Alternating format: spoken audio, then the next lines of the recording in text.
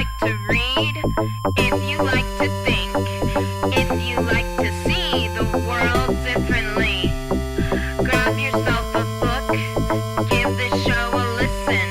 Purple LitNerd gonna show you what you're missing.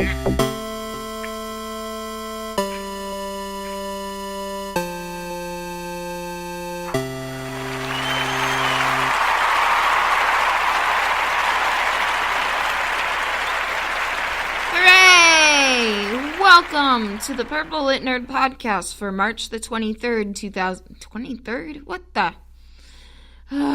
It's the 24th, March the 24th, 2018. I am your host, the amazingly adorable and very easily baffled by the concept of time, Rebecca Thistle. Podcasting to you live-ish from my kitchen/dining room table in my apartment, which I call Jeffrey Thistlework. Yes. So, I feel that I have to, as I have done for the past few weeks, issue a trigger warning at the beginning of this show. Hopefully you know from the title of the show that we are talking about The Handmaid's Tale. But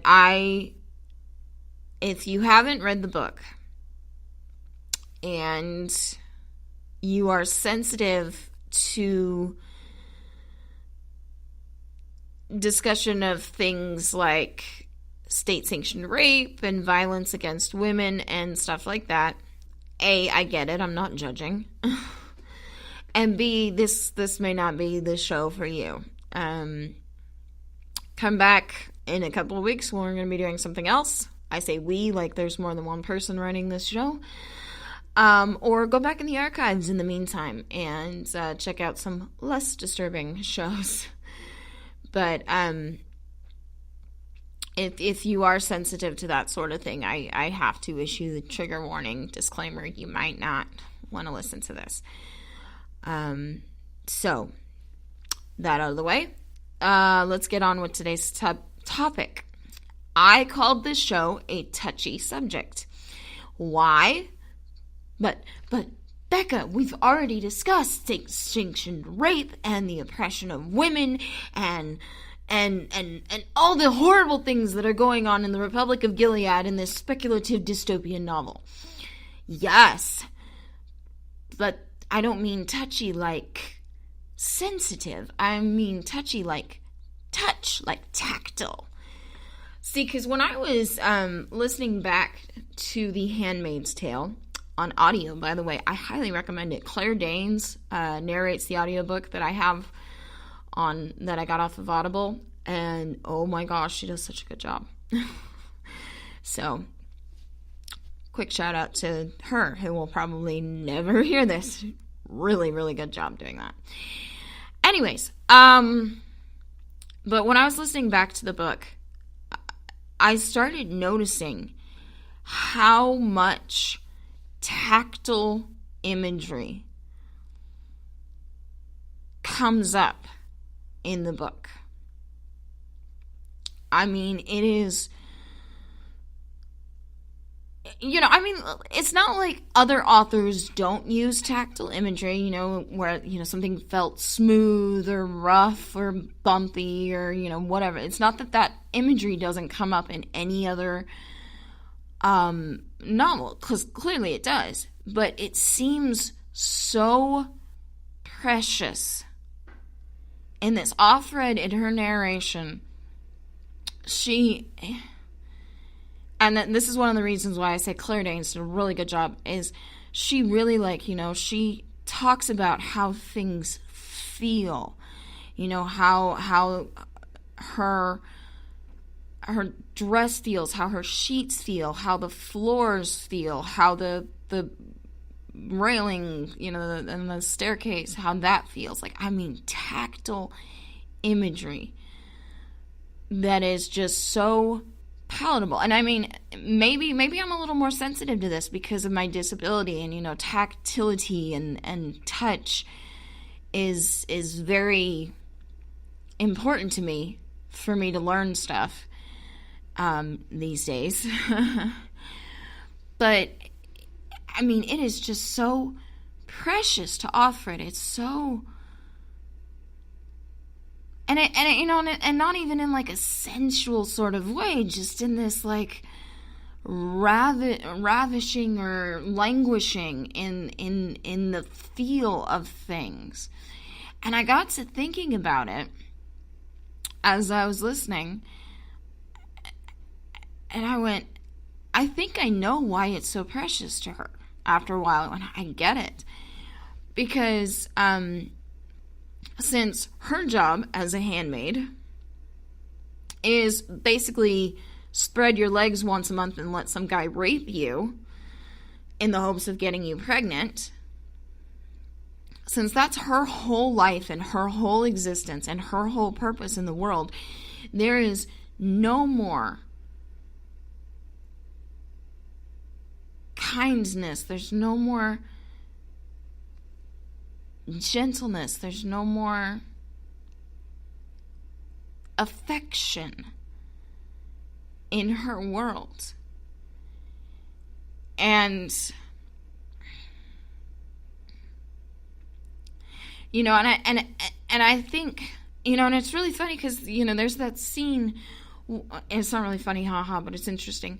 There's that scene where she's going through her wardrobe closet thing, and she finds that message from the handmaid before her, who we never know that person's name. Obviously, she was also Offred, because that's how the naming system works, is you're of Fred, meaning you belong to your commander as a handmaid. Anyways, but the first Offred, or the Offred before our current Offred, carved a message into the wall of the wardrobe or the closet. I can't remember which it is, but it was carved in there. Noli te bastardes carborem dorum, which is bad Latin, apparently. Apparently this is a joke among like Latin scholars, because it's bad Latin that that basically means don't let the bastards grind you down. And so it's not a coincidence that it's carved in there, rather than just like, well, I mean, rather than written. But, you know, I mean, I reckon the previous Offred probably could have gotten her hands on a pen or something and stolen it just as easily as she did with whatever she used to carve the message. So, I mean, she could have just as easily written it as carve it, because they're not even allowed to shave their legs, you know, because God forbid they take the quote-unquote easy way out, right? They're not even allowed, you know, windows that break, because what is it that Offred says is they're not afraid of us escaping. They're afraid of, you know, because if we were to escape, they'd catch us. I'm paraphrasing, I think. So if we were to run away, they'd catch us and they'd bring us back. It, you know, wouldn't be a big deal. What they're afraid of are the escapes that they can't control, the openings that you can make in yourself. So for the previous Offred to carve this message into the closet wardrobe thing would have required a knife or a pen or something to carve it.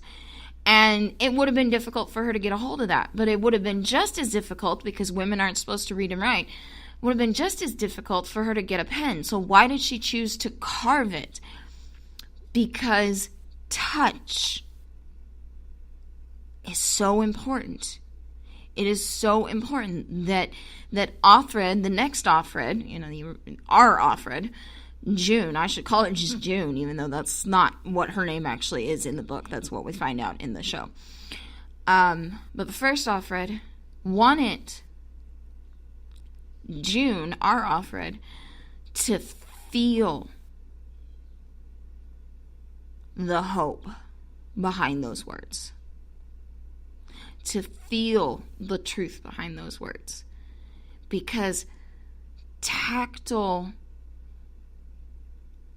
stimuli are so important to the brain. I was doing some research about this. I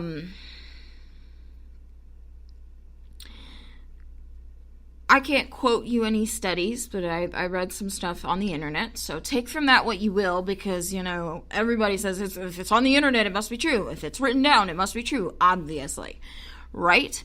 So take what you will from this, but I read some articles on, like, Psychology Today and stuff like that, about how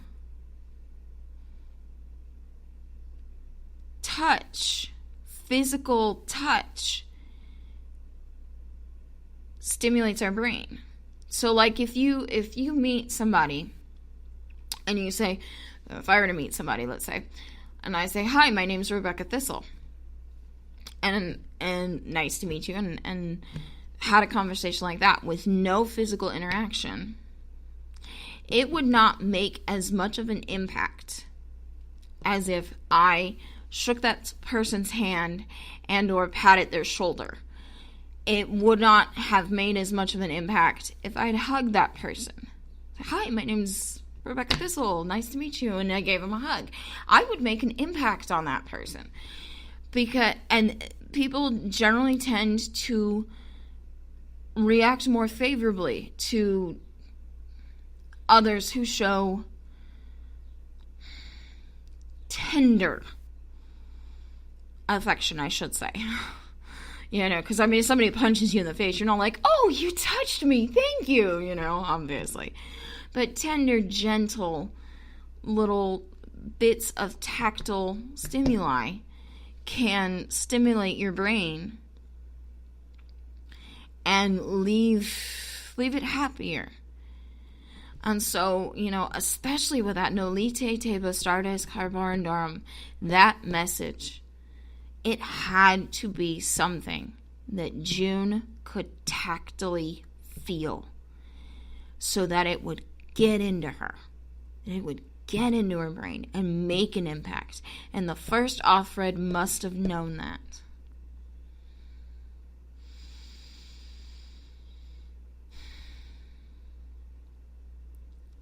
And so it's really, it's so amazing. Like, okay, this has nothing to do with The Handmaid's Tale, but it's a funny story that I like to tell. I guess it was about 2 months ago now. It was sometime in January. I was walking to the bus station after work one day, and I was trying to cross this street, and some guy in the right-hand turn lane in a very pretty truck. Oh my gosh, it was a really pretty truck. He wasn't paying attention. And so I'm walking in front of his car thinking, okay, he has seen me, purple hair and white stick and all this, obviously. And I'm crossing the street, and he starts to move. And he barely nudged me. Bless him, he barely nudged me. Knocked me over. Stomped, freaked out and jumped out. And I was fine. And, I was laying sprawled on the ground, just laughing to myself, because that's what I do when I get hit by a car or truck. I start laughing, right? But he, stops and he jumps out and he's freaking out. And I'm standing up, and he puts a hand on my shoulder because he thinks I'm injured, and I'm not injured. I'm laughing. But he put that hand on my shoulder, and everything inside me just, collapsed.